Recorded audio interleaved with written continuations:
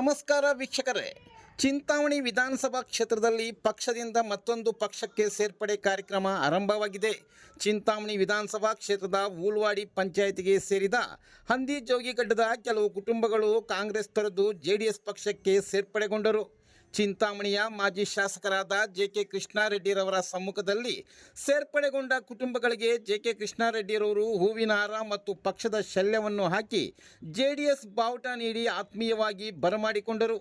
ಸೇರ್ಪಡೆ ನೇತೃತ್ವ ವಹಿಸಿದ ಬಾಲಪ್ಪರವರು ಮಾತನಾಡಿ, ಹಂದಿಜೋಗಿಗಡ್ಡ ಕೆಲವು ದಶಕಗಳಿಂದ ಕಾಂಗ್ರೆಸ್ ಭದ್ರಕೋಟೆ ಎನಿಸಿಕೊಂಡಿದ್ದು, ಇತ್ತೀಚೆಗೆ ಮಾಂಸದ ಅಂಗಡಿ ತೆರವು ಕಾರ್ಯಾಚರಣೆ ಯಾವುದೇ ಮುನ್ಸೂಚನೆ ಇಲ್ಲದೆ ನೋಟಿಸ್ ನೀಡದೆ ನಮ್ಮ ಅಂಗಡಿಗಳಲ್ಲಿರುವ ಮಾಂಸವನ್ನು ಮಾರಾಟ ಮಾಡಿಕೊಳ್ಳಲು ಸಮಯ ನೀಡದೆ ಏಕಾಏಕಿ ತೆರವುಗೊಳಿಸಿ ನಮಗೆ ನೋವುಂಟು ಮಾಡಿದ್ದಾರೆ.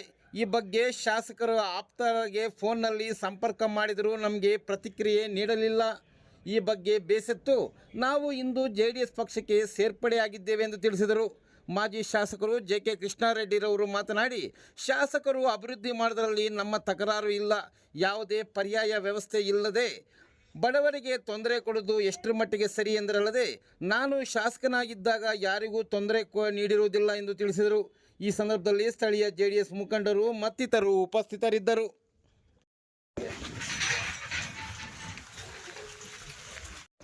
ಇವತ್ತು సేర్పడి ఏం అంటే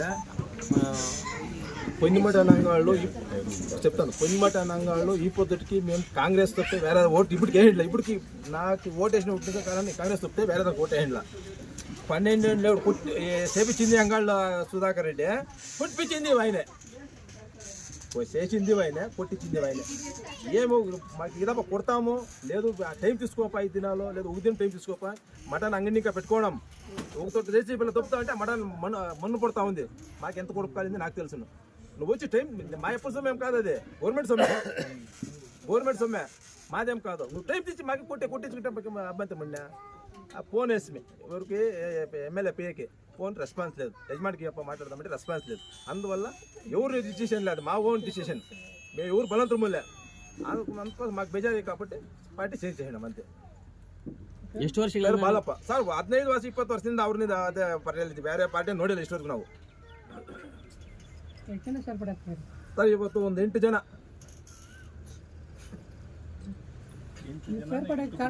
8 ಕುಟುಂಬ 8 ಕುಟುಂಬ. ಭಾಸ್ಕರ್, ಶ್ರಾವಣಿ, ಆಂಜಪ್ಪ, ನಾಗರತ್ನ, ಎಂಟಮ್ಮ, ಅನಂತಮ್ಮ, ಚಿನ್ನಕ್ಕ,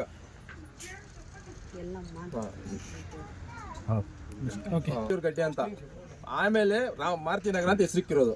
ಸುಮಾರು ಒಂದು 60 ಮನೆ ಅವೆ, ಒಂದೇ ಕುಟುಂಬ, ಬೇರೆ ಜಾತಿನೇ ಇಲ್ಲ ಇಲ್ಲಿ, ಬೇರೆ ಒಬ್ಬರಿಲ್ಲ, ಎಲ್ಲ ಒಂದೇ ಜಾತಿನ. ಹಂದಿಜೋಗಿ ಕ್ಯಾಸ್ಟ್ ಬೇರೆ ಯಾವ್ದು ಬಿಟ್ಟು ಬೇರೆ ಕ್ಯಾಸ್ಟ್ ಯಾವುದೂ ಇಲ್ಲ. ಆವತ್ತಿನಿಂದನೂ ಊಲ್ವಾಡಿ ಪಂಚಾಯತಿ ನಮ್ದು, ಹಂದಿಜೋಗಡ್ಡೆ ಊಲ್ವಾಡಿ ಪಂಚಾಯತಿ ಹಂದಿಜೋಗಡ್ಡೆ. ಎಷ್ಟು ಕುಟುಂಬಗಳಿದೆ ಸರ್? 60-70 ಕುಟುಂಬ ಇದೆ ಸರ್ ಇಲ್ಲಿ ನಮ್ಮೂರಾಗ. ಬೇರೆ ಜಾತಿನೇ ಇಲ್ಲ ಇಷ್ಟೊತ್ತಿಗೂ, ಒಂದೇ ಜಾತಿ ಬಿಟ್ಟರೆ ಬೇರೆ ಜಾತಿನೇ ಇಲ್ಲ. ಬಹಳ ಶಿಸ್ತುಬದ್ಧವಾಗಿ ಈ ಗ್ರಾಮದಲ್ಲಿರ್ತಕ್ಕಂಥ ಎಲ್ಲರೂ ಒಗ್ಗಟ್ಟಾಗಿ ಒಂದೇ ಪಕ್ಷದ ಒಂದೇ ಒಂದು ಬಾವುಟ ಕೆಳಗಡೆ ಅವರು ರಾಜಕೀಯದಲ್ಲಿ ಇಟ್ಕೊಂಡು ಬಂದಿದ್ರು. ಅಂದರೆ ದಶಕಗಳಿಂದ ಅವರು ಒಂದೇ ಪಕ್ಷನ ನೆಂಚ್ಕೊಂಡಿದ್ರು. ಕಾರಣಗಳು ಮುಂದೆ ಇವರು ಹೇಳ್ತಾರೆ ಏನು ಹೇಗೆ ಅಂತ. ಬಲವಾದಂಥ ಕೆಲವು ಕಾರಣಗಳಿಂದ ಅವರೆಲ್ಲ ಒಂದು ದೊಡ್ಡ ತೀರ್ಮಾನ ಮಾಡಿದ್ದಾರೆ ಇವತ್ತು.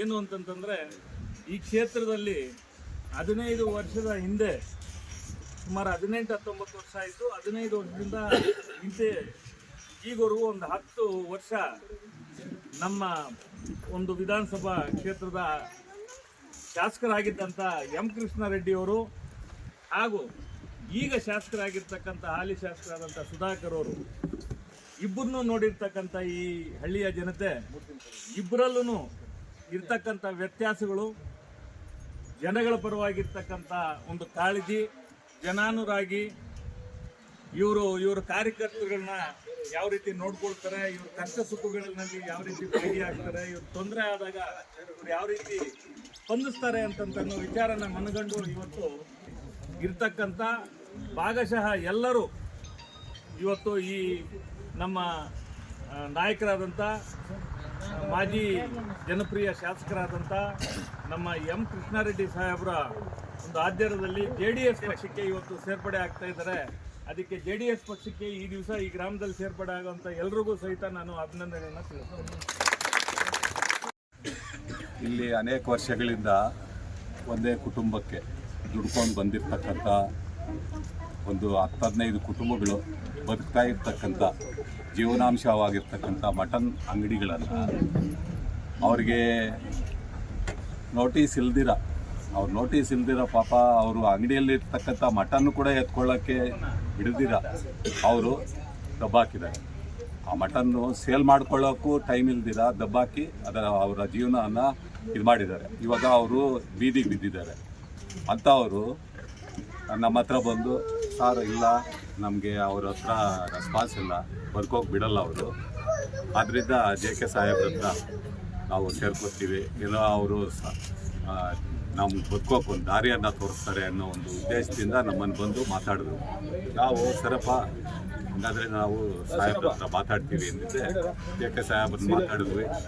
ಅವರು ಸಹ ಸದ್ಯಕ್ಕೆ ಅವರು ಬದುಕೋದಿದ್ರೆ ಕೈಯಲ್ಲಾದಷ್ಟು ಸಹಾಯ ಮಾಡ್ತೀವಿ.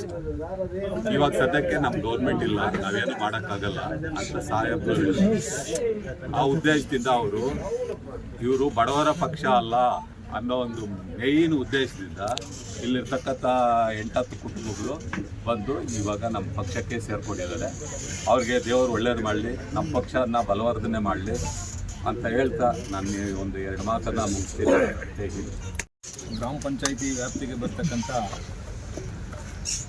ಹಂದಿ ಜೋಗರಗಡ್ಡೆಯಲ್ಲಿ ಇವತ್ತು ಸೇರ್ಪಡೆ ಕಾರ್ಯಕ್ರಮ ಅಲ್ಲಿ ನನಗೆ ಸುಬ್ರಹ್ಮಣ್ಯಣ್ಣವರು ಮತ್ತು ಗೋಪಾಲಣ್ಣವರು ಮತ್ತು ನಮ್ಮ ಅಶ್ವಥ್ ಅವರು, ಮಂಜಣ್ಣವರು, ಎಲ್ಲರೂ ಕೂಡ ರಮೇಶ್ ಅವರು ಇತ್ತೀಚೆಗೆ ಕಳೆದ ಒಂದು 10 ದಿನಗಳಿಂದ ಕೂಡ ನನಗೆ ಹೇಳ್ತಾಯಿದ್ರು, ಇವತ್ತು ನಮ್ಮದು ಶ್ರೀಮತಿ ಚೆನ್ನಮ್ಮನವರ ಒಂದು ಶ್ರದ್ಧಾಂಜಲಿ ಸಭೆ ಮುಗಿಸಿ ನಂತರ ಹೋಗೋಣ ಅಂತ ಹೇಳಿದ್ವಿ.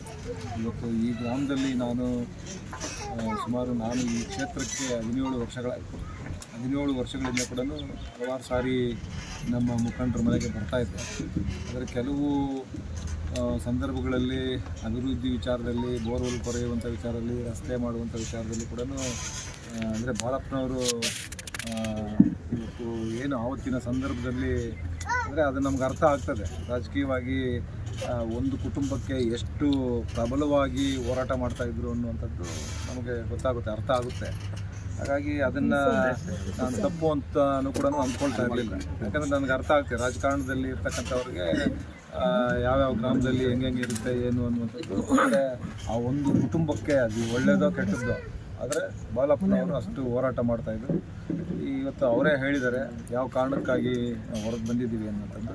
ಹಾಗಾಗಿ ಇವತ್ತು ಮೊದಲನೇದಾಗಿ ನಾನು ಬಾಲಪ್ಪನವರ ಎಲ್ಲ ಕುಟುಂಬದ ಸದಸ್ಯರಿಗೆಲ್ಲರಿಗೂ ಕೂಡ ನಮ್ಮ ಪಕ್ಷಕ್ಕೆ ಸೇರ್ಪಡೆ ಆಗಿರ್ತಕ್ಕಂಥದ್ದಕ್ಕೆ ನಾನು ಇವತ್ತು ಅಭಿನಂದನೆಗಳನ್ನು ಸಲ್ಲಿಸಬೇಕು ಅಂತ ನಾನು 2013ರಿಂದ 2023ವರೆಗೂ ಕೂಡ 2 ಬಾರಿ ಶಾಸಕರಾಗಿದ್ದೆ.